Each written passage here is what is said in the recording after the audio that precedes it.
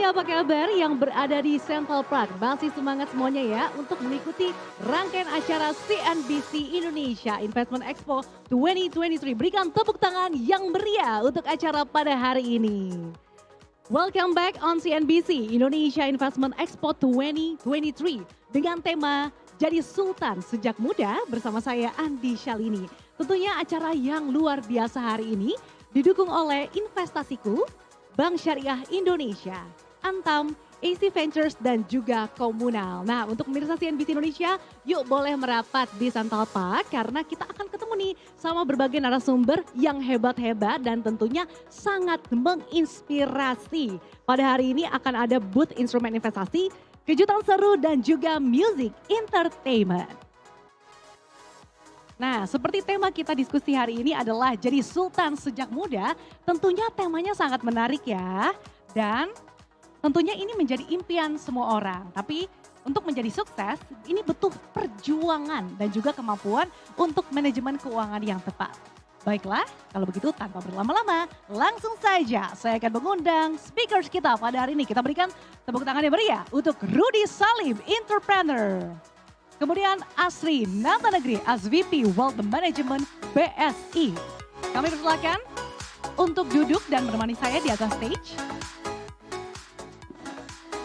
Dan saat ini sudah di samping saya Ibu Asri dari BSI dan juga seorang entrepreneur Rudy Salim.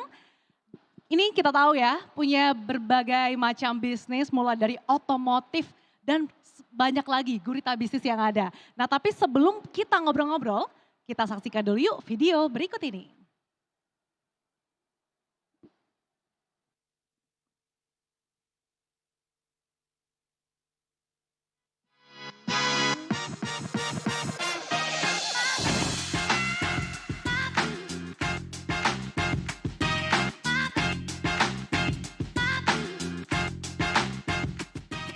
Lihatlah deretan mobil mewah dan luxurious ini.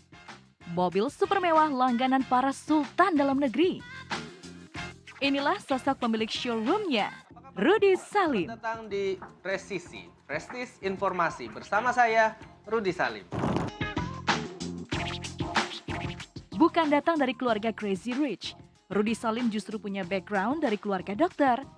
Melawan arus, ambisi menjadi entrepreneur yang mengalir deras, membawanya menjadi pebisnis muda yang potensial. Memulai karirnya dengan melihat peluang besar menawarkan kredit murah terutama pada transaksi online.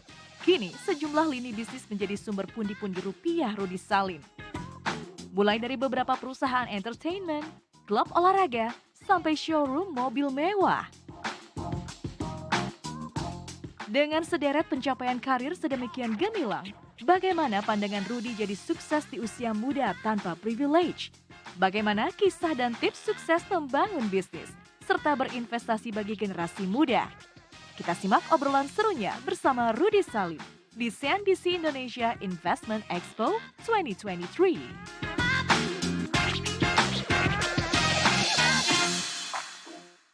Kita berikan tepuk tangan yang meriah dulu dong untuk Rudy Salim. Kayaknya keren banget ya, padahal biasa aja kok. Biasa aja versi Rudy Salim segini dengan berbagai lini bisnisnya. Tentunya teman-teman yang berada di Central Park ini dan juga pemirsa CNBC Indonesia sudah penasaran dong tentunya. Kalau kita lihat tadi videonya ya Mas Rudy, bisnisnya tuh berbagai macam. Terkenal memiliki Sultan Supercar, bahkan masih punya sederet lini bisnis lainnya. Tapi tentunya Mas Rudy Salim ini mendapatkan kesuksesannya, butuh perjuangan ya. Dan tentunya dilakukan sejak usia muda. Tapi menariknya Rudy Salim ini ternyata backgroundnya bukan dari pengusaha loh. Kalau kita lihat top pengusaha di Indonesia ini kan rata-rata orang tuanya adalah berasal dari keluarga entrepreneur. Tapi Rudy Salim background keluarganya adalah dokter. Bahkan dengar-dengar Rudy Salim dulu calon dokter ya. Saya sampai sekarang masih dokter. Dokter apa tuh dok? Dokter overdosis namanya. Dokter overdosis. Iya, dokter overdosis. Harusnya panggilnya calon dokter gitu ya. Tapi Dokter Gatot mungkin ya, gagal total bisa juga gitu. tapi tidak gagal total pada berbagai bisnis yang digeluti sekarang. Nah boleh dong Mas Rudy sharing-sharing nih, awalnya tuh gimana sih banting setir dari kuliah di jurusan kedokteran Iya. sampai sekarang menjadi entrepreneur? Jadi kan memang keluarga saya dokter, jadi mindsetnya itu, mindset orang tua orang zaman dulu mindsetnya kalau anak nggak ikutin profesi orang tua, pasti nggak sukses deh. Jadi kalau saya nggak ikutan jadi dokter, udah deh nggak sukses gitu. Jadi dipaksa jadi dokter,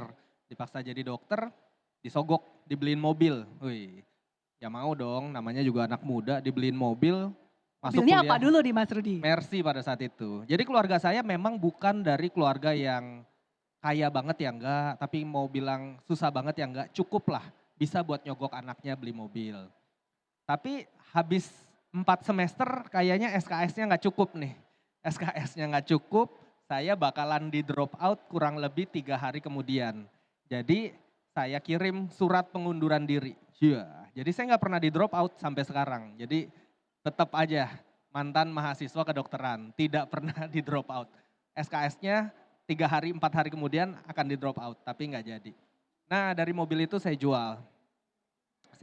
Saya kan suka main game di tahun 2006 ke 2009 itu zaman-zamannya internet, handphone aja belum ada browser, ada beberapa doang, yaitu BlackBerry. Handphone lain kayak Nokia kayak gitu masih belum bisa. Sekarang BlackBerry juga udah nggak ada. Nah akhirnya saya jual mobil itu.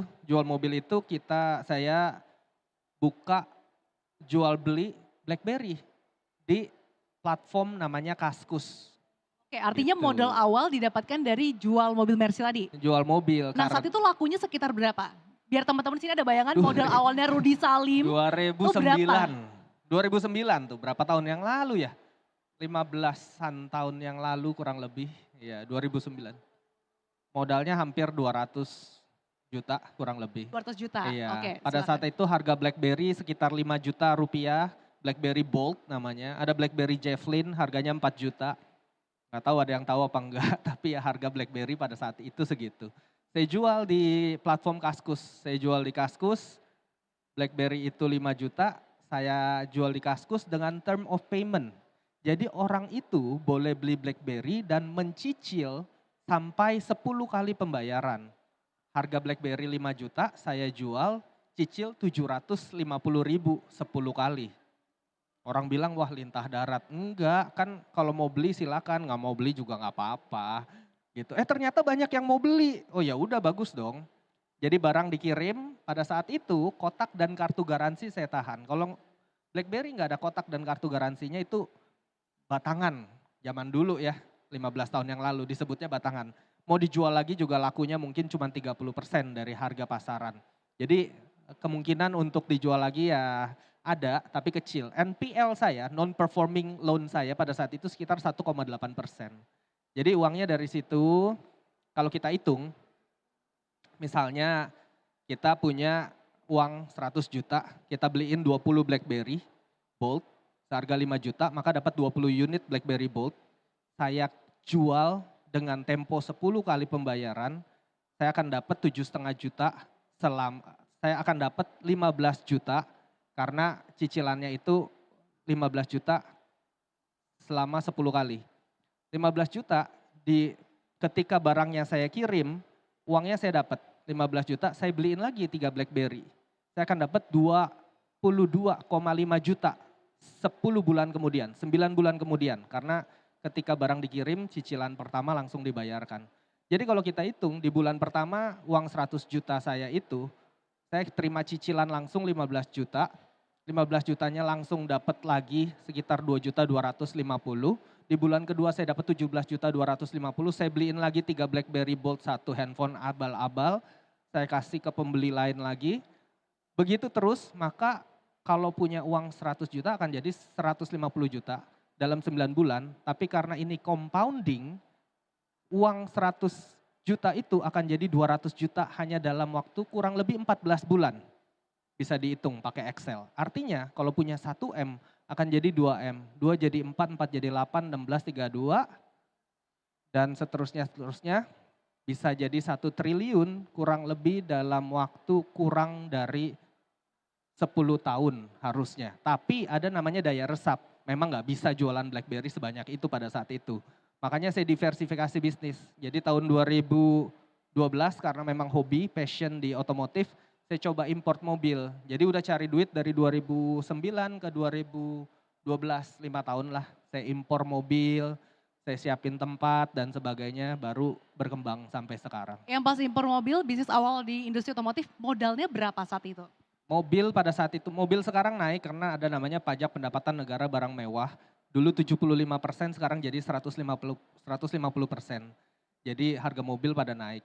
Pada saat itu modal saya kurang lebih ada yang 1,8, 2,1, sekitar 5 sampai 6 M modal awal di tahun 2012 buka showroom.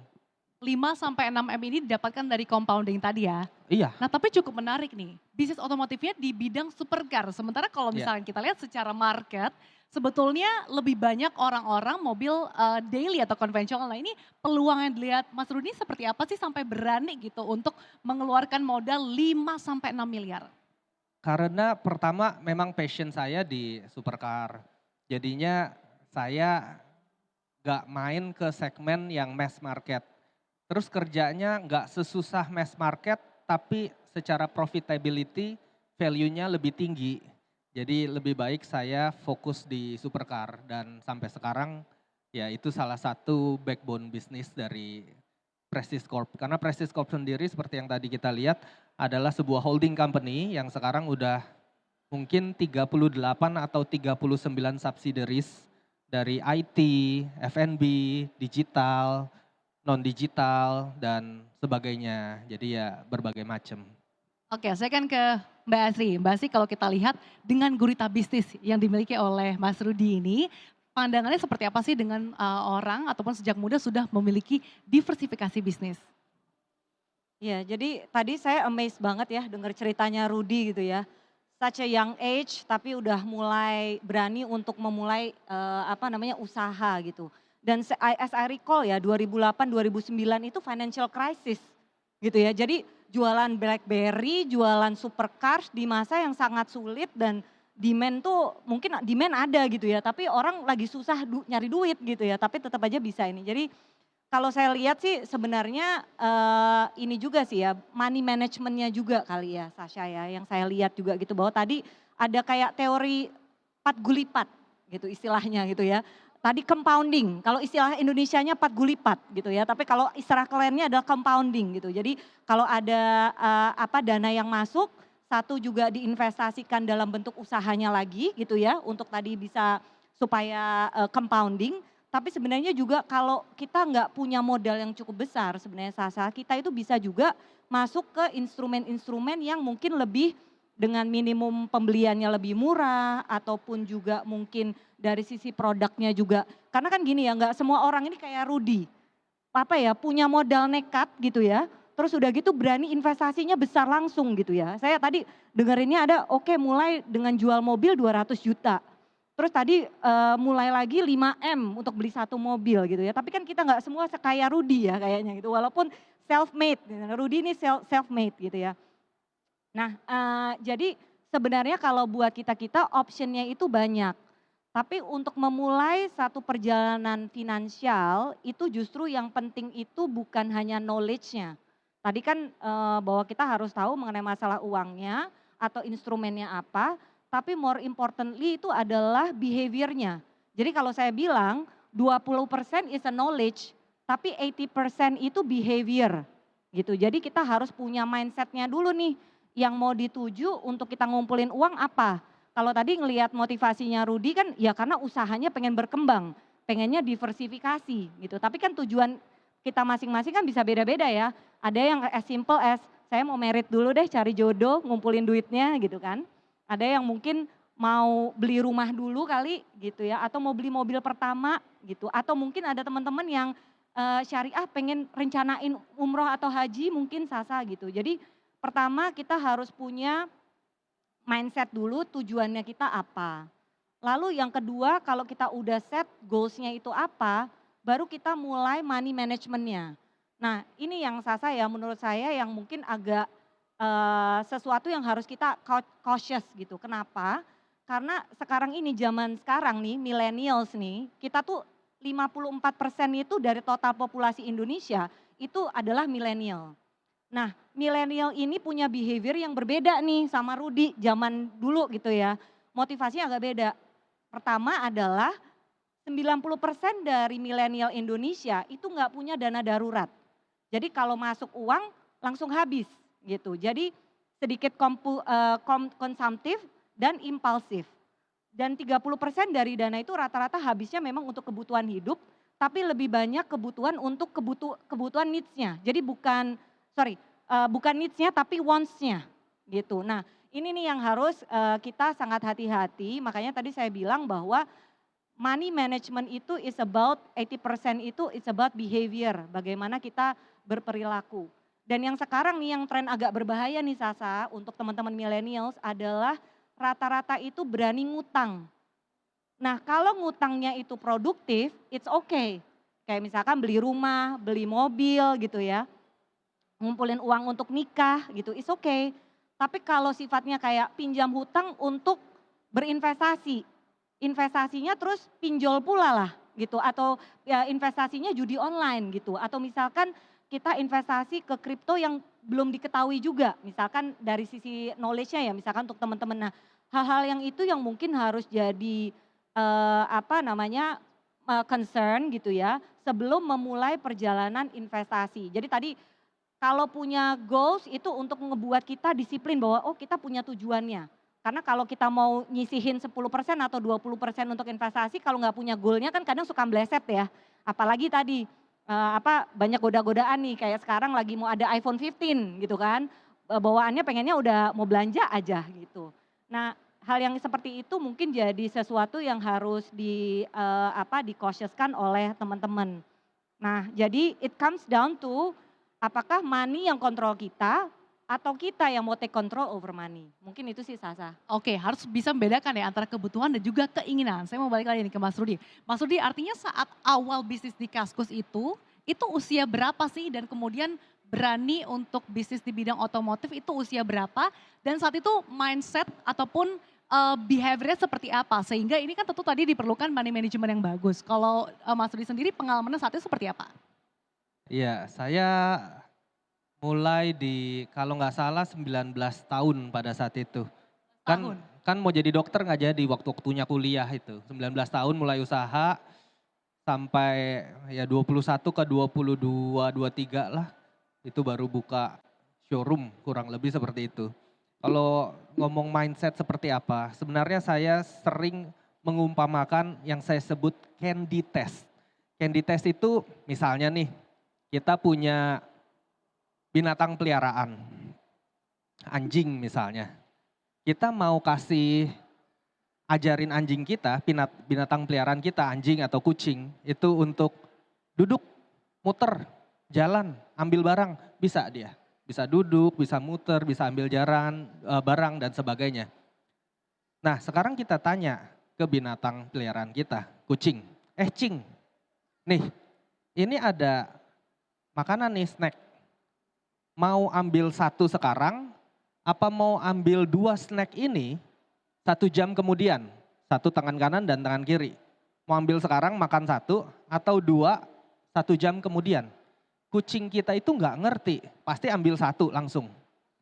Coba, saya punya anak 5 tahun, saya panggil, Cing.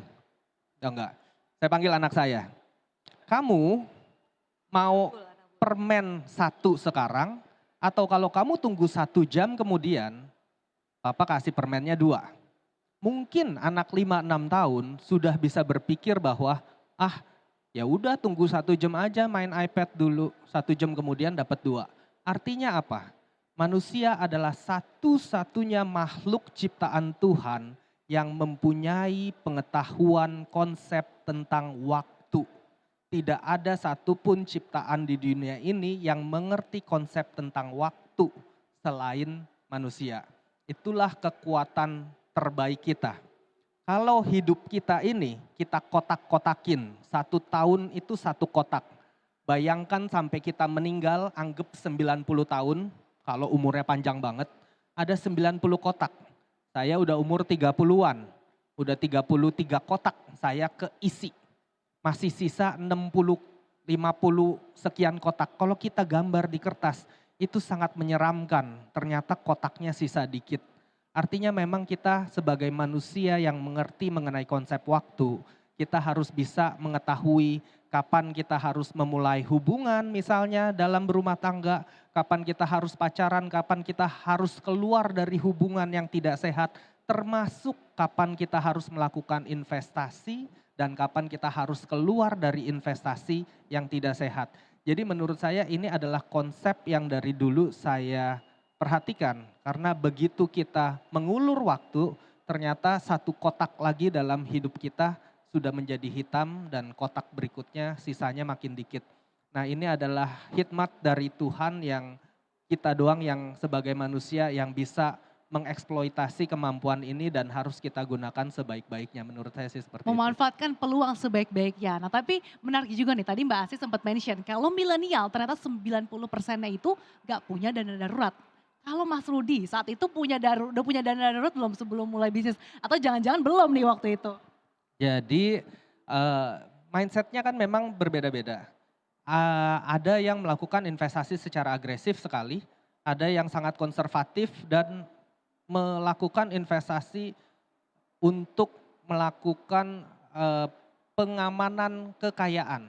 Mungkin ke emas, mungkin ke saham blue chip, mungkin ke bond atau obligasi dan sebagainya yang kenaikannya paling tidak melebihi inflasi. Kalau saya memang ada beberapa metode yang saya lakukan, tapi tentunya biasanya sih investasi saya cukup liquid dan agresif. Jadi memang selalu ada, jika diperlukan dana darurat selalu bisa. Gitu. Jadi harus tahu juga profil risiko dan juga kebutuhan-kebutuhan lain. Nah kalau Iya. tanggapan Mbak Asih seperti apa nih? Tadi kan Mas Rudi termasuk high profile risk gitu ya. Nah ini kira-kira harusnya sebaiknya investasinya nih di instrumen mana aja sih kalau buat teman-teman yang baru pemula nih? Ya, sebenarnya kalau ini ya ngomongin yang ketiga sebenarnya tadi kalau udah kita ngomongin mindsetnya udah punya, goalsnya udah tahu. Lalu yang kedua money management cara kita ngatur expenses ataupun berutang itu kita sudah tahu. Step ketiganya adalah pilihan apa sih yang bisa kita pilih yang kira-kira cocok sama kita. Nah kalau dulu informasi itu sangat terbatas sekali. Tapi kalau di era yang sekarang, millennials itu justru malah kebanyakan informasi.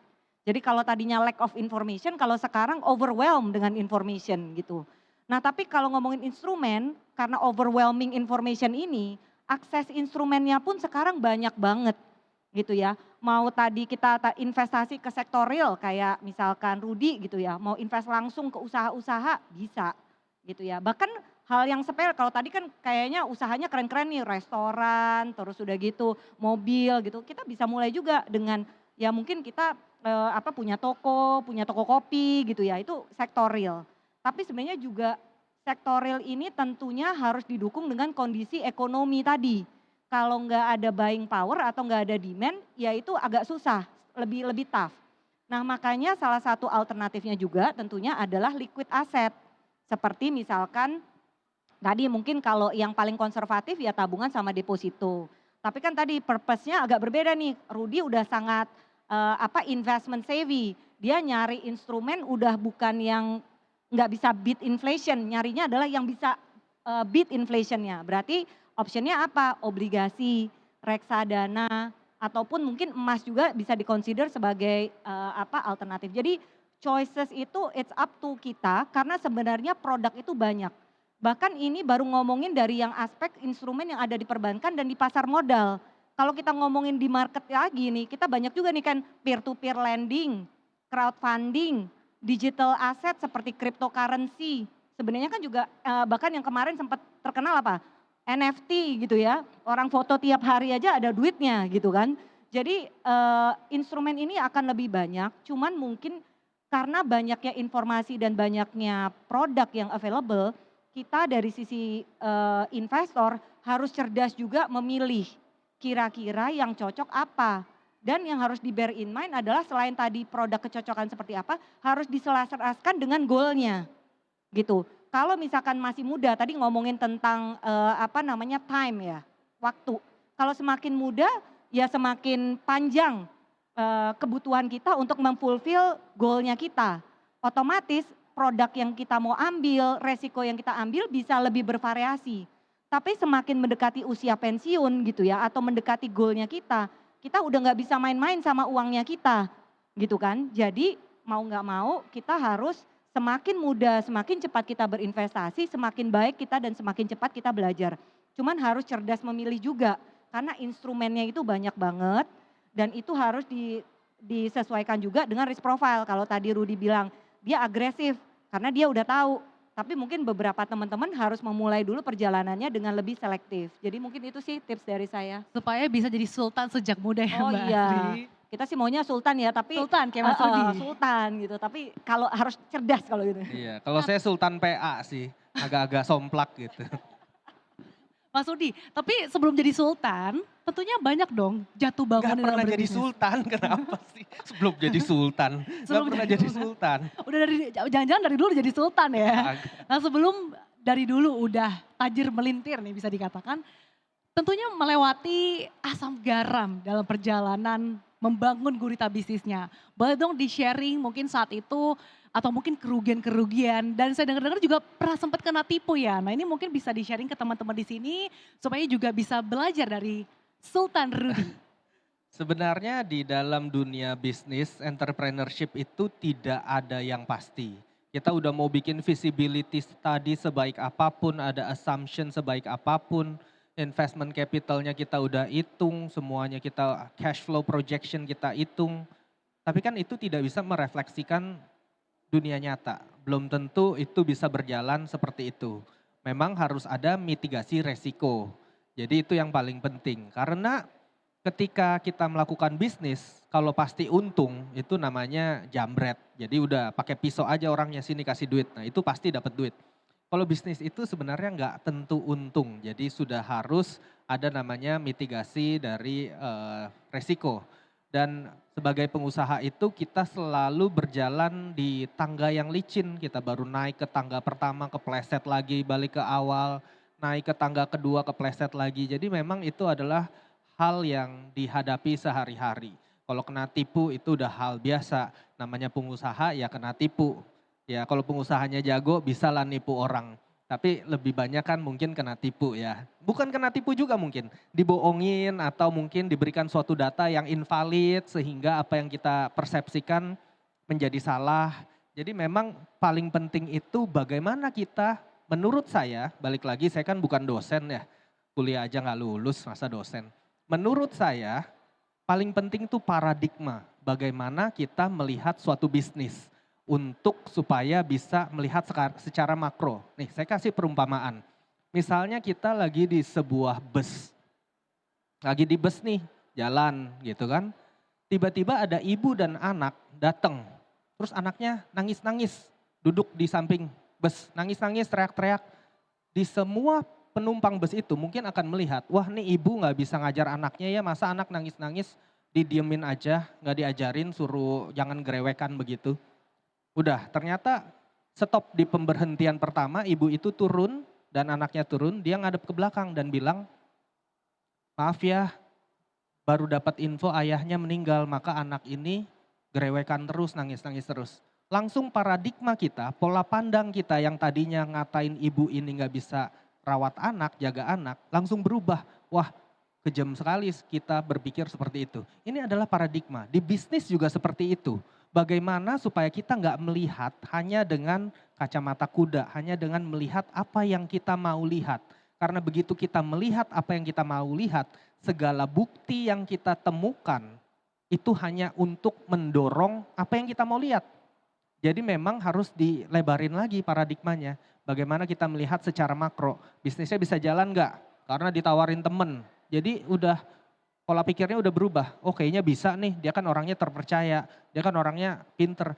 Nggak bisa lihat di situnya, memang kita harus lihat target marketnya, trafficnya, pendapatan daerah situ dan banyak sekali variabelnya. Jadi memang paradigmanya harus benar, pola pikirnya harus benar supaya bisa menjalankan bisnis secara benar juga. Menurut saya seperti itu. Paradigma adalah kunci ya, tapi tadi dari perjalanan jatuh bangunnya Mas Rudi sendiri, kerugian terbesar tuh berapa sih dan di bisnis yang mana nih?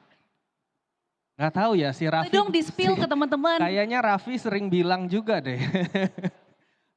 ada bisnis saya sama Raffi yang Di 2 tahun lalu kita untung sekitar 20 M-an.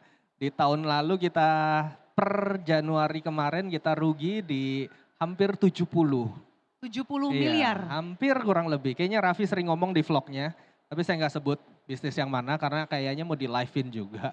Jadi ya Kalau 70 miliar tuh kayaknya nggak sedikit ya. Itu pusing nggak sih Mas Rudi? ini udah mau muntah ngomongnya udah. Iya, ini udah mau muntah saya diingetin kan. Udah mau tutup buku udah nggak lihat itu udah. 70 miliar tuh kalau harus bisa kerja nangis bagai darah, kuda nangis seperti darah. apa kita? Iya, jadi ya tapi kita cari mitigasinya bagaimana supaya itu. Ada itu salah satu yang sama Raffi juga gitu. Nah, kalau rugi kayak gitu, langkah-langkah yang dilakukan sebagai pebisnis apa? Apakah memang ya udah deh bisnis yang di industri itu dilepasin aja atau kayak gimana? Logika wajarnya seperti itu. Tapi itu tetap harus berjalan, bisnisnya tetap harus berjalan.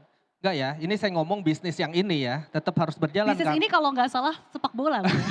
Sebutin. Karena harus berjalan, kalau bisnis lain udah saya tutup. Nggak bisa ditutup, Kenapa nggak ditutup? nggak bisa orang berjalan. Jadi ya kita mitigasi, kita tawarkan kepada beberapa partner yang tentunya bisa menciptakan revenue stream. Kita ciptakan beberapa konten-konten yang tentunya bisa menciptakan revenue dari ads, dari iklan dan sebagainya. Jadi ya banyak yang kita lakukan ya kemarin sih udah ada beberapa tindakan korporasi yang akan kita lakukan untuk membuat itu lebih baik. Jadi ya seperti itulah. Oke, luar biasa, kita berikan tepuk tangan dulu dong untuk Mas Rudi. Saya akan ke Mbak Asri lagi.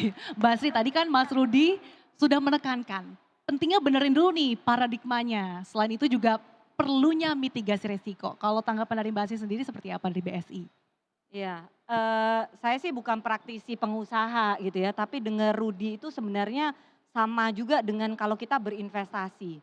Saya rasa nih teman-teman yang kalau misalkan sudah ikut memulai perjalanan investasi gitu ya, contoh aja kayak misalkan 2 tahun atau 3 tahun yang lalu, siapa sih yang pegang sahamnya Goto, sahamnya Bukalapak gitu ya, di mana memang tren digital itu lagi happening banget gitu ya.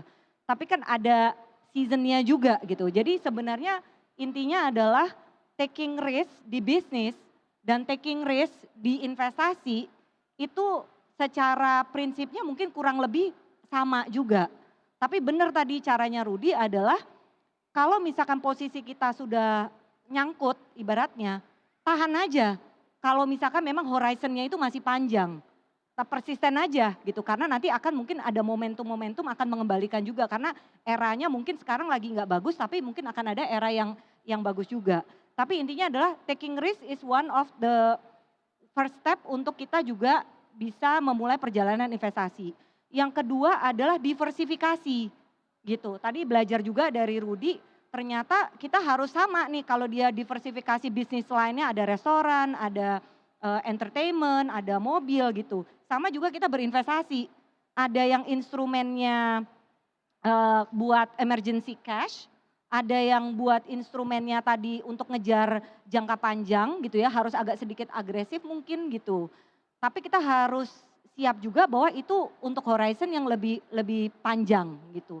Jadi diversifikasi, taking risk, sama juga tadi kembali lagi karena sekarang banyak pilihannya, kita harus cerdas memilih instrumen apa sih yang sebenarnya mau dipilih gitu. Karena variasinya dan pilihannya itu banyak banget dan tingkat resikonya pun sangat berbeda sekali gitu. Jadi kalau misalkan nggak terbiasa tadi ya kehilangan 70M, jangan ngambil instrumen yang bisa Bu jangan diulang lagi. jangan mau ya. Tapi saya doakan dikembalikan lagi kok Pak Iya, gitu. siap. Ini ya, jadi intinya adalah resiko tetap bisa terjadi, tapi diversifikasi itu adalah salah satu metodologi untuk memitigasi gitu. Dan horizonnya pun juga, karena kalau kita ngelihatnya jangka pendek kayaknya sakit banget gitu. Tapi sebenarnya mungkin perjalanan nanti kalau di stretch 10 tahun atau 15 tahun akan ada momentum-momentum untuk mengembalikan. Cuman kadang itu ya juga terutama milenial panik juga gitu. Gampang panik gitu. Jadi kalau lagi turun bawaannya pengen check out aja kayak belanja gitu kan gitu.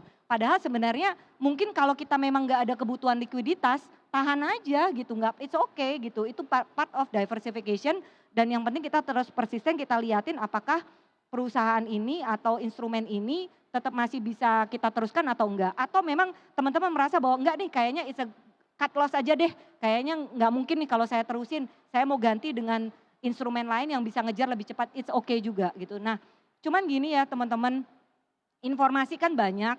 Nah tolong juga dapat pendampingan dari credible resources. Dan sekarang itu kompetensi terkait dengan financial planning itu sudah bisa diakses ke bank, tapi juga individual itu udah punya juga certification financial planner, certification wealth management. Nah kalau bisa juga dikonsultasikan dengan teman-teman yang sudah memiliki sertifikasi. Sehingga kita jadi mendapatkan informasi itu juga lebih melalui orang-orang yang sudah memiliki sertifikasi. Mungkin itu sih. Oke, berbicara soal diversifikasi investasi, saya ke Mas Rudi lagi nih, diversifikasi bisnis gitu ya. Tapi saya mau konfirmasi dulu, artinya selama perjalanan jadi Sultan ini gak pernah kerja sama orang berarti ya? Sultan lagi, enggak kerja Gak pernah kerja sama orang, berarti betul-betul pure bisnis. Nah, ini kan punya berbagai macam lini bisnis. Melihat masing-masing industri yang berbeda, itu tuh melihat screening industrinya tuh seperti apa sih? Oke, kita akan investasi di industri sepak bola atau mungkin di F&B gitu. Boleh mungkin di elaborasi juga sejauh ini tuh bisnisnya ada apa aja sih? Iya, iya. Jadi kalau saya melihatnya itu dari, kalau perusahaan yang saya investasi di tengah jalan, misalnya adalah konten digital, karena sejak tahun 2020 Prestige melakukan investasi masif di konten-konten digital, mulai dari Leslar Entertainment, mulai dari Dektos milik Mas Deddy Corbuzier, lalu ada S Pro namanya konten yang lawak milik Sule, dan yang terakhir ada banyak, kita hampir 30-an lebih konten perusahaan digital yang kita lakukan investasi. Dan yang terakhir saya lakukan investasi di Putri Aryani yang disebut Everything Putri Aryani. Itu adalah holding company yang membawahi digital dan pengembangan bisnis lainnya. Dan sebenarnya saya mau makasih juga nih sama BSI nih, lagi sponsorin Putri Aryani sebenarnya. Putri ada di belakang loh, kalau teman-teman nanti mau mampir boleh ya. Iya, jadi apa sih yang saya lihat? Yang saya lihat itu cash flow harus positif, bukan dari EBITDA positif. Apalagi kalau di dunia tipu-tipu itu banyak sekali unrealized profit. Profit yang tidak bisa direalisasikan. Di laporan keuangan itu ada unrealized profit. Pembelian saham afiliasi, pembelian saham perusahaan lain yang dibeli secara murah lalu dengan cara apapun harga sahamnya naik, maka di buku dari saham tersebut, emiten tersebut tentunya akan menjadi ada profit yang sangat luar biasa. Padahal profitnya belum tentu mungkin bisa direalisasikan. Ketika direalisasikan nggak akan setinggi itu profitnya. Jadi unrealized profit itu yang harus dilihat. Jadi kalau saya yang penting cash flow-nya aja. Ada margin call nggak, ada cash call nggak, ada perlu melakukan hutang pemegang saham atau hutang perusahaan untuk pengembangan lagi, atau memang secara cash itu sudah trennya positif atau enggak. Tapi kalau EBITDA doang itu agak sulit menurut saya karena masih ada account receivable, account payable yang ada banyak trik di dalam dunia bisnis yang harus kita berhati-hati, menurut saya begitu. Boleh nggak di-spill dari sekian banyak konten digital yang dinaungi gitu ya, ini gambaran profitnya di kisaran berapa sih Mas Rudi? Valuasi ya, mungkin valuasi. Saya melakukan investasi di Dektos, ketika itu valuasinya 1 triliun. Dan saya komisaris utama di Dektos, konten podcast salah satunya milik Deddy Corbuzier. Dan sekarang estimasi valuasi itu mungkin udah di 2, sekian triliun. Dan harusnya kita akan melakukan public offering nanti Rencananya kapan tuh? ketika perusahaan ini siap. Karena perusahaan itu sejatinya harus terbuka untuk umum supaya bisa dinikmati bersama pertama. Kedua, biar ada komite audit, komisaris independen supaya perusahaannya itu benar-benar terpantau dan benar-benar bisa dijalankan secara good corporate governance. Kalau masih perusahaan private kan itu ya masih perpajakannya kurang baik dan sebagainya. Kalau udah public listed company itu udah sangat transparan dan banyak audit yang bisa dilakukan oleh komite audit dan semua pemegang saham bisa melihat laporan keuangannya. Jadi memang itu adalah ujung-ujungnya itu udah pasti membuat suatu perusahaan dengan good corporate governance dan listed company. Nah, rencananya kapan nih untuk IPO? Ntar saya tanya dulu sama Om Botak, ntar saya tanya. Tapi Terserah kalau dia, udah ada perusahaannya boleh dia. di-spill ke CNBC ya. Oh siap. Nah, saya ke Mbak Asri nih. Kalau kita lihat nih, Mas Sudi ini kan sudah tergolong high net worth individual. Nah, Agak kira-kira wealth biasa aja. management yang cocok nih sebenarnya seperti apa sih? Ya, kalau tadi Rudy nggak suka dibilang sultan, saya sih mau bilangnya crazy rich. Ya crazy rich. Crazy aja, Crazy crazy. rich. Apa ya cocoknya Mbak Asri ya? Kira-kira Crazy rich. Mas Sudi. Crazy Rich ujung-ujungnya masuk penjara. Kemarin ada Crazy Rich ngomong dikit-dikit murah banget, murah banget. Saya dipanggil Bareskrim jadinya gara-gara dia beli mobil. Crazy aja, jangan Crazy Rich. Ya pasti saya rasa ya kalau kalau kita tadi kan baru memulai perjalanan investasi, tapi kalau buat Rudy mungkin konteksnya udah agak berbeda karena ngomonginnya tentang wealth management gitu ya. Gimana sih ngelola usaha, gimana ngelola asetnya gitu. Dan itu sebenarnya ada pilar yang kita pakai biasanya. Jadi yang pertama memang wealth accumulation, ada wealth protection, wealth distribution dan juga purification kalau untuk yang di kesyariahannya gitu ya. Tapi sebenarnya konteksnya tadi apa?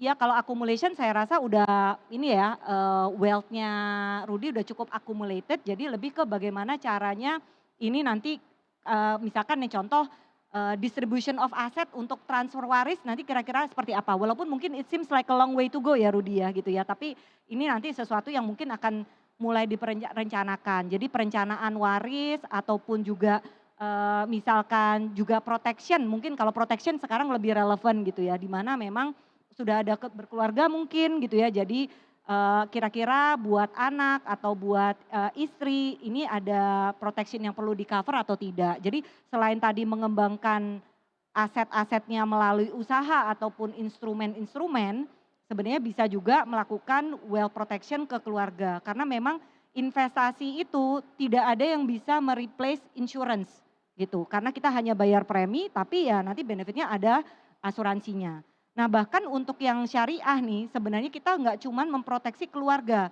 Ada juga uang pertanggungannya itu bisa dialokasikan untuk wakaf. Karena kalau prinsipnya syariah agak sedikit berbeda.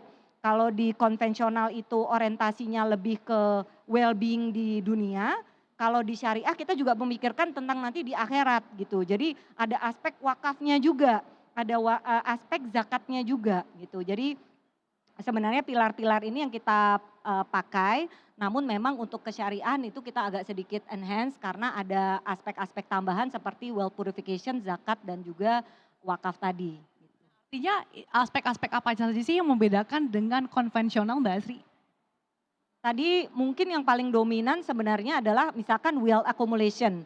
Kalau mungkin kalau teman-teman yang non muslim pasti kan orientasinya return gitu ya, tergantung tujuannya seperti apa.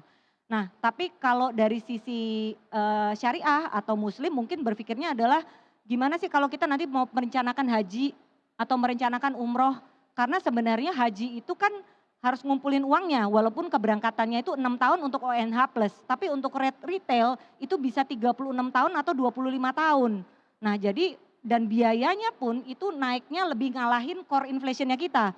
Core inflation cuma naik 3% tapi kalau inflasi haji itu bisa double digit gitu. Nah kalau misalkan tidak mulai merencanakan keuangannya ya tentunya nanti kita akan kewajiban atau rukun Islam terkait dengan haji tidak bisa kita tunaikan. Nah di sini BSI memfasilitasi itu. Lalu yang kedua tadi saya bilang yang zakat, wakaf dan infak. Nah kalau di BSI kita juga sudah bisa memfasilitasi aspek-aspek seperti itu. Sehingga nanti kalau teman-teman tidak hanya maksudnya orientasinya adalah berpikir kesejahteraan duniawi, sebenarnya kita bisa ditemukan juga di instrumen-instrumen syariah. Kira-kira seperti itu sih. Oke, dengan yang tadi sudah dijelaskan Mbak Asri gitu kan, utamanya juga tadi kita harus pilih-pilih nih instrumen investasi apa sih yang kira-kira cocok dengan profil risk kita. Tapi sebetulnya yang menjadi pertanyaan juga adalah kapan sih sebaiknya kita mulai berinvestasi? Segera ya, karena kan Segera, jangan segera, lama-lama. segera, harus segera. Jadi kalau tadi ya, kita ini sama nih ya, kalau tadi mungkin slide setelahnya. Jadi ada harga emas dan IHSG. 10 tahun yang lalu itu kenaikan dengan sekarang kalau kita berinvestasi 10 tahun yang lalu, nilai investasinya walaupun ada tingkat volatilitas, sebenarnya trennya itu adalah upward, naik. Nah, kalau misalkan kita telat memulai dari yang sekarang, ya tentunya kita akan kehilangan momentum-momentum itu sih. Gitu. Jadi memang disarankan dilakukan dengan segera dan saya rasa teman-teman millennials itu udah sangat melek investasi sebenarnya, tinggal dipilih instrumennya apa dan malah justru tantangannya itu bukan di knowledge-nya, tapi tadi di behavior-nya. Karena tadi you only live once, fear of missing out gitu kan. Jadi selalu tergoda dengan spending yang tidak wise gitu. Jadi makanya disarankan dilakukan segera dan kalau dirasa susah lebih baik pasang disiplin installment plan aja. Jadi kayak investasi rutin, oh tiap bulan kita ada pendapatan berapa persen yang akan dialokasikan di investasi. Sehingga itu jadi sesuatu yang membantu kita mendisiplinkan berinvestasi. Mungkin itu saja. Oke, semakin menarik. Ini perbincangan kita Mas Rudi dan juga Mbak Asri. Tapi kita harus jeda terlebih dahulu karena kita akan jeda azan maghrib terlebih dahulu ya teman-teman. Jangan kemana-mana, kita akan lanjutkan lagi sesaat lagi hanya di CNBC Indonesia.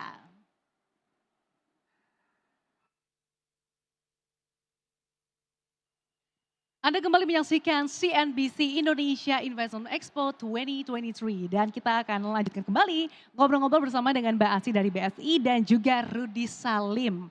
Nah kalau dari tadi kita udah ngobrolin bisnisnya Mas Rudi secara general, tadi yang kelupaan ditanya tuh bisnis mobil dari Prestige mobilnya sendiri, 1 bulan itu terjual berapa unit dan kira-kira 1 unitnya tuh dijual berapa sih harganya? Siapa tahu teman-teman di sini abis ini mau kontak Mas Rudi mau pesen mobil.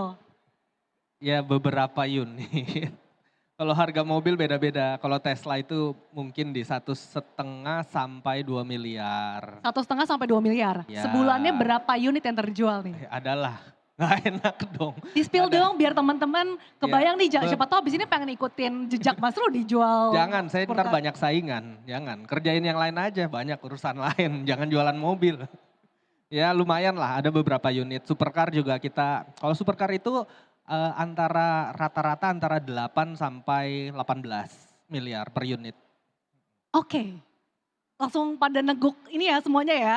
Kalau satu mobil, berapa miliar Mas Rudi? Antara 8, entry-nya mulai dari 8 juga udah 8 susah. miliar, oke 8 9 miliar deh lah, yang iya. paling murah ya. Kira-kira kita harus investasi di instrumen mana nih Mbak Asri? Kalau Waduh, biar kita bisa beli mobil 1 unit aja, Kalau pesan Mbak dari Asri Mas mah Rudi. duit dari BSI banyak, nggak habis-habis ini. Ya nggak gini ya, kalau investasi itu kita nggak bisa kayak short term sebenarnya ya. Karena kalau short term berarti optionnya cuman harus punya pokok yang besar. Atau punya aset yang bisa dijual untuk beli mobil gitu ya. Masih ada sisa buat nanti belanja gitu. Jadi mungkin kalau kita milih produk investasi yang pendek, itu tentunya kita nggak bisa langsung nih. Karena rata-rata kan kita kayak misalkan obligasi aja itu 6% gitu. Nah sedangkan kalau untuk reksadana ataupun saham pasti kan ada tingkat volatility yang berbeda-beda gitu. Ya kecuali memang beruntung sudah dilakukan analisa fundamental, technical, saham mana yang kira-kira dirasa bisa prospek untuk tahun itu dan jangka pendek. Tapi sebenarnya kalau dari sisi saya sebenarnya lebih menyarankan untuk berinvestasi itu jangka panjang. Dan tadi emotional yang harus dijaga. Kalau mau mobil itu nggak harus sekarang gitu kan ya. Sebenarnya mobilnya tuh bisa juga didapat tapi dengan 5 tahun atau 6 tahun dengan berinvestasi yang tepat. Oke, Gitu. jadi nggak bisa instan ya mau Bisa instan. pesan mobil sama Mas Rudi kira-kira investasi apa Kecuali nih? punya aset rumah yang bisa dijual dan Benar. langsung laku gitu kan. Oke deh, kalau gitu Mas Rudi dan juga Mbak Asri dari tadi ini udah ada 2.000 orang yang udah mau nanya nih Mas Rudi dan juga Mbak 2.000 Asri. Langsung aja kita persilakan untuk teman-teman di Central Park untuk mengajukan pertanyaan. Boleh teman-teman panitia untuk bantu mic-nya? Kalau nanya hadiahnya apa ini? Hadiahnya voucher belanja yang pasti cocok banget nih buat tanggal segini Mas Rudi. Tapi kalau Mas keren. Rudi mah nggak relate tanggal segini. Boleh? Boleh tolong dibantu mic-nya Ibu hijab yang sebelah kiri saya. Tes. Halo, sore ya. Saya Astri dari Jakarta. Silakan lebih Ya. dikencengin suaranya Bu. Halo. Saya Astri dari Jakarta. mau tanya ke Mas Rudi Salim ya. Saya belum dengar dari tadi tips-tipsnya untuk jadi sukses seperti Mas Rudi Salim itu kayak gimana gitu, apa yang harus kita kerjakan sehari-harinya selama ini kayak gitu. Dan bagaimana kalau kita misalnya ngalamin loss terus untuk bangkit kembali, untuk motivasi diri kita kayak gitu kan pasti kita tuh mengalami kesulitan yang benar-benar yang down, bikin kita down, dan kita bisa bangkit lagi kayak Mas Rudi Salim itu kayak gimana kayak gitu tips-tipsnya. Nah kalau untuk dari BSI-nya yang investasi, 2 investasi aja yang paling aman dan paling menguntungkan untuk dalam jangka waktu panjang yang kita bisa investasi terus-menerus kayak gitu. Ya, kasih. Terima kasih, silakan Mas Rudi. Oke, kalau dari saya, ini saya nggak tahu cocok untuk saya atau cocok untuk orang lain atau enggak. Tapi balik lagi ke mindset. Bagaimana kita mempunyai mindset yang tidak pantang menyerah. Karena itulah mindset dari pengusaha. Kalau memang balik lagi seperti yang saya bilang, pengusaha itu sehari-hari berhadapan dengan kegagalan-kegagalan yang harus dibatalin. Wah kalau ini salah pilih jalan, ini akan gagal. Itulah pilihan sehari-hari dari pengusaha. Jadi mindset kita memang harus mempunyai mindset pejuang, mindset yang pantang menyerah, yang memang kalau lagi down itu ya jangan dipikirin gitu kan. Ya semoga ada temen jangan nanya juga gitu kan. Kalau temen nanya Jadi ya nggak usah nanya 70 miliar gimana nih ruginya. jangan ditanya lagi Bu, ya gitu. Jadi ya yang penting mindset. Kalau kita punya mindset pejuang ya kita akan selalu berpikir positif ke depan dan selalu mencari peluang. Karena hidup adalah proses dan itu yang saya jalani sehari-hari dan saya lihat teman-teman saya yang pengusaha juga seperti itu. Hidupnya tidak lepas dari stres, hidupnya tidak lepas dari kegagalan, masalah dan sebagainya. Tapi ya itu adalah bagian dari kehidupan yang harus kita jalani. Menurut saya seperti itu. Artinya mindset yang dimiliki Rudi Salim adalah pantang menyerah, itu nggak bisa ditawar lagi ya. Oke, dari Mbak Asih sendiri seperti apa investasi yang kira-kira cukup prospektif? Oke, mungkin kalau tipe konservatif gitu ya, sebenarnya mungkin cocok juga untuk investasinya di emas gitu ya. Kita ada cicil emas, gadai emas, atau beli emas itu sekarang sudah bisa diakses di BSI Mobile-nya kita. Jadi proses untuk pembelian emas atau memonitor harga emas pun sudah bisa tersedia di BSI Mobile. Nah yang kedua juga sebenarnya ada sukuk pemerintah. Sukuk pemerintah ini sebenarnya adalah surat berharga negara gitu ya. Dan ini ada periodenya, ada yang 3 tahun, ada jangka waktunya, ada 3 tahun dan ada 5 tahun. Dan itu range imbal hasilnya itu antara 5,9 sampai 6,1%. Dan ini potongan pajaknya hanya 10%. Jadi lebih kecil dibandingkan tabungan ataupun deposito. Nah untuk nasabah-nasabah yang tadi baru mau memulai perjalanan, saya rasa 2 instrumen ini cukup aman gitu ya, karena satu milik pemerintah dan satu memang komoditas berbasis emas gitu. Jadi bisa dikonsider. Oke, jadi kalau mau investasi emas bisa lewat BSI Mobile atau langsung ke Antam ya Bu, di belakang situ ada. Oke, sebelah kanan sini silakan mic-nya boleh tolong dibantu.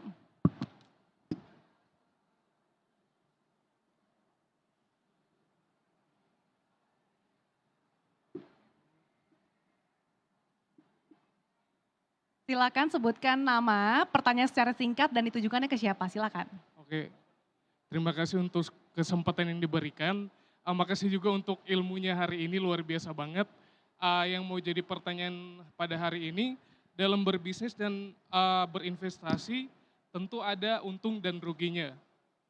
Nah, yang pertama yang menjadi pertanyaan, investasi apa yang cocok buat anak muda untuk jangka pendek dan jangka panjang?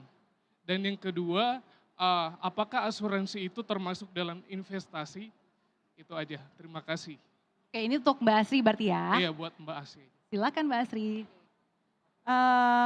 Mungkin kalau misalkan jangka pendek, berarti kan sebenarnya uang ini masih dipakai untuk kebutuhan mungkin tadi ya emergency atau operasional karena jangka pendek gitu ya ibaratnya. Jadi mungkin yang saya sarankan sebenarnya reksadana pasar uang. Karena reksadana pasar uang sebenarnya investasinya itu ke deposito dan investasinya ke surat berharga negara yang kurang dari 1 tahun. Jadi sangat liquid. Di beberapa bank dan selling agent itu pencairannya pun itu T+1. Jadi kalau dibutuhkan segera itu bisa. Dan biasanya nilai kinerjanya itu di atasnya deposito karena dia sudah bukan objek pajak gitu. Jadi mungkin kalau jangka pendek sebenarnya reksadana pasar uang itu adalah instrumen yang cukup baik bisa untuk dikonsider. Tapi kalau tadi memang kebutuhan keuangannya ini tadi 3 tahun, 5 tahun, atau 10 tahun. Nah sebenarnya nanti bisa mengconsider aset-aset instrumen seperti tadi sukuk pemerintah, surat utang negara, lalu juga kita bisa main reksadana tapi yang pendapatan tetap. Sebenarnya pendapatan tetap pun itu sebenarnya isinya adalah obligasi negara juga. Dan beberapa ada pilihannya obligasi korporasi juga. Cuman bedanya kalau reksadana ya itu di-manage atau dibantu pembeliannya, kapan timingnya, kira-kira serinya yang mana oleh manajer investasi. Jadi kalau tadi ya kebatasannya kita adalah kita tidak punya waktu nih, mau beli yang seri mana ya, mau beli saham yang mana ya, sebenarnya reksadana itu bisa dijadikan salah satu consideration. Jadi jangka panjang tadi bisa sukuk, reksadana, ataupun mungkin emas gitu. Nah tapi kalau misalkan lebih agresif lagi tentunya banyak juga optionnya gitu. Kayak misalkan discretionary portfolio atau langsung investasi ke saham atau mungkin invest langsung ke perusahaan juga bisa. Oh iya. Asuransi sebenarnya kalau dari sisi produk itu kebutuhannya adalah untuk memfulfill proteksi, bukan untuk investasi. Jadi kalau misalkan ada asuransi yang sebenarnya isinya juga adalah investasi, sebenarnya yang perlu dipahami adalah investasinya itu sebenarnya adalah untuk nanti menutup pada saat kita sudah tidak membayarkan premi, nilai investasi yang terbentuk itu akan mengcover biaya asuransinya. Jadi contoh kalau misalkan ada porsi unit link yang misalkan proteksinya 40-60%-nya adalah investasi, pada saat kita sudah berhenti bisa membayar premi dan pada saat misalkan usia 55, itu nilai investasi yang terbentuk pada saat kita membeli premi asuransi itu akan nanti bisa menjadi biaya yang bisa mengcover untuk asuransinya. Nah jadi sebenarnya tadinya daripada kita beli asuransi uang hangus, dapatnya uang pertanggungan atau dapatnya proteksi, ini sebenarnya kita punya alternatif unit link. Cuman sayangnya kadang penjelasannya itu tidak dilakukan secara toru gitu. Jadi makanya kita misunderstood gitu. Padahal sebenarnya konsep unit link itu adalah nilai investasi yang terbentuk itu bukan untuk diambil. Kecuali benar-benar kepepet ya gitu. Kayaknya ya udahlah nilai investasinya bagus saya mau keluarin itu boleh juga. Tapi sebenarnya purpose-nya adalah nilai investasi dari unit link itu untuk mengcover biaya asuransi sehingga tadinya proteksinya 55 bisa di-extend sampai 70 tahun gitu. Atau misalkan bisa 80 tahun tergantung biaya asuransi yang akan ditanggung. Jadi sebenarnya prinsipnya seperti itu. Jadi proteksi itu tidak bisa, asuransi tidak bisa di-replace oleh investasi. Oke, semoga terjawab ya Mas ya. Boleh sebelah kiri saya? Oke, Masnya udah berdiri nih, semangat sekali, silakan Mas. Halo, selamat malam. Nama saya Krisna. Saya ingin bertanya, apakah resiko yang lebih tinggi selalu berarti potensi penghasilan yang lebih besar dalam bisnis atau investasi? Atau apakah pengelolaan resiko yang baik lebih penting daripada potensi keuntungan yang tinggi? Lalu, bisakah pendekatan menabung dulu atau punya modal yang cukup bisa menjadi suatu faktor pengecil resiko dari suatu bisnis atau investasi yang akan kita jalani? Sekian, terima kasih. Untuk Mas Rudi berarti ya? Ya, boleh. Oke, silakan Mas Rudi. Keren ya, kayak voice over suaranya. Iya. Jadi menurut saya resiko investasi dengan keuntungan dari investasi belum tentu grafiknya itu berbanding lurus. Belum tentu resikonya makin besar artinya untungnya makin besar. Belum tentu juga yang resikonya kecil untungnya itu kecil. Jadi menurut saya itu tidak serta-merta itu menjadi suatu patokan, tergantung bisnis modelnya. Saya belajar dari salah satu cendekiawan muslim yang pernah mengatakan hukum yang sama untuk masyarakat yang berbeda sama tidak adilnya seperti hukum yang berbeda untuk masyarakat yang sama. Artinya misalnya ada suatu hukum dari orang nyolong ayam, satu lagi orang korupsi, itu hukumnya berbeda pasti. Nggak bisa orang yang korupsi hukumnya disamakan dengan orang yang nyolong ayam, kurang lebih kan seperti itu, hukumnya harus berbeda. Begitu juga bagaimana cara kita melihat resiko. resiko dari suatu bisnis itu berbeda, mitigasi resikonya dan exposure daripada resikonya juga berbeda. Tergantung dari bisnisnya. Benar-benar harus dilihat sedemikian rupa secara mendalam dengan paradigma yang benar, bukan karena influence dari luar, tapi berdasarkan data yang eksak.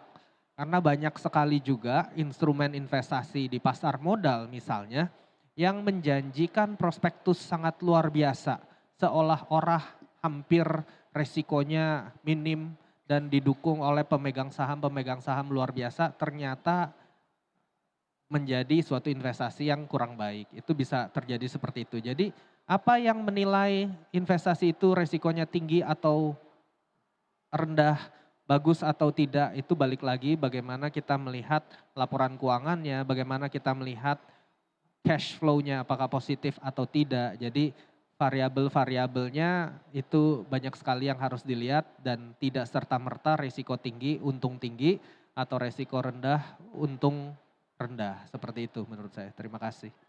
Sudah cukup terjawab ya. Oke, sayang sekali karena durasi kita terbatas. Terakhir di closing statement dari Mas Rudi Salim dan juga Mbak Asih, dari Mbak Asih dulu deh. Terkait dengan pesan-pesan bagi milenial atau Gen Z yang pengen jadi sultan sejak muda seperti Mas Rudi. Ya tadi saya sih konsisten ya bahwa 20% harus punya knowledge.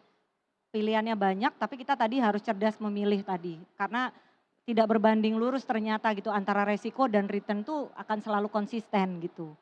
Nah jadi yang paling utama adalah kita punya behaviornya. Karena biasanya godaan yang paling berat itu kalau mengenai masalah uang itu bukan dari aspek finansialnya, tapi lebih dari aspek emosionalnya gitu. Jadi yang harus kita tata adalah emosionalnya dulu dalam kita berinvestasi atau memulai financial planning. Oke, dari Mas Rudi nih, ini kan usia 30 udah jadi sultan langsung. Silakan Bukan dibagi sultan. jurus jitu atau Untuk rahasianya. Gen Z ya, oke kalau untuk Gen Z berani lah saya. Kalau untuk senior-senior kan pada lebih pinter. Kalau untuk Gen Z menurut saya ya kita harus selalu berpikiran terbuka, jangan merasa paling pinter, itu yang paling penting. Setiap kali kita datang ke orang, kita selalu dengan pemikiran terbuka dan menerima masukan. Dan saya selalu bilang jangan pernah berhenti untuk bermimpi. Tapi bermimpi aja tidak cukup karena banyak orang terlalu lelap dengan mimpinya sehingga tidak pernah bangun dan merealisasikan mimpinya jadi kenyataan. Jadi yang paling penting udah mimpi, bangun, realisasikan sekarang juga. Terakhir nih karena masih ada waktu 1 menit lagi kira-kira. Nah sebenarnya kan banyak yang mengira kalau privilege itu sangat menguntungkan bagi seseorang. Tapi apakah hal ini juga berbanding lurus? Kalau punya privilege tadi, salah satu misalnya contoh bisa jual mobil Mercy, ini akan menjamin kesuksesan Mas Rudi. Oke gini ya, privilege itu bukan head start. Privilege itu menurut saya bukan karena kita ketika balapan ada dimulai dari posisi paling depan. Privilege itu adalah mindset. Berapa banyak orang kaya yang di generasi kedua jadi miskin? Berapa banyak konglomerat yang ketika turun ke generasi kedua, ketiga, perusahaannya hancur, dijual dan jadi susah. Berapa banyak juga ternyata nelayan, petani atau mungkin supir taksi dan sebagainya yang anaknya berhasil jadi sarjana dan berhasil mempunyai peringkat tinggi di suatu perusahaan multinasional. Banyak juga apa jadi privilege itu adalah ketika bisa membuka mindset kita. Bukan privilege head start atau mempunyai modal di awal. Tapi modal yang paling penting ada di otak. Kalau kita mempunyai pembukaan paradigma kita, maka kita sebenarnya sudah punya privilege. Ya semoga kita bisa membuka cara berpikir yang lebih luas. Gitu. Dari Mbak Asih silakan singkat saja seperti apa, apakah kita nih yang nggak punya privilege bisa untuk jadi sultan sejak muda? Menurut saya sih semua harus dari kitanya. Tadi saya setuju banget sama Rudi gitu ya. Dalam ini ya privilege is one thing gitu. Tapi kalau punya privilege tapi juga tidak melakukan sesuatu atau punya growth mindset tadi ya ibaratnya gitu. Saya rasa juga tidak akan berhasil juga gitu. Karena privilege is one thing, Cuman saya rasa persistensi and endurance itu juga sama pentingnya sih untuk kita bisa jadi seorang yang sukses. Mindsetnya dibenerin, persistence dan juga endurance adalah kunci untuk menjadi sultan sejak muda. Seperti dengan sosok yang ada di kiri saya ini. Sekali kita berikan tepuk tangan yang meriah untuk Rudy Salim. Kurang meriah nih kayaknya. Kita berikan tepuk tangan yang meriah untuk Rudy Salim. Dan untuk Ibu Asri Nata Negeri dari BSI. Sekali lagi kita ucapkan terima kasih kepada Mas Rudy dan juga Mbak Asri sudah bagi rahasia dan juga jurus jitunya nih terkait dengan investasi dan juga berbagai pengalamannya supaya teman-teman di sini juga bisa mengikuti jejaknya Mas Rudy dan juga bisa memilah-milih kira-kira instrumen investasi apa sih yang tepat ya sesuai dengan profil resiko masing-masing. Sekali lagi terima kasih kepada semuanya yang sudah mengajukan pertanyaan dan semoga informasi-informasi atau insight-insight yang didapatkan ini bisa diimplementasikan dengan baik. Baiklah kalau begitu kami persilakan kembali ke tempat dan pemirsa jangan kemana-mana karena saat lagi kita akan kembali tetaplah bersama kami di CNBC Indonesia Investment Expo 2023.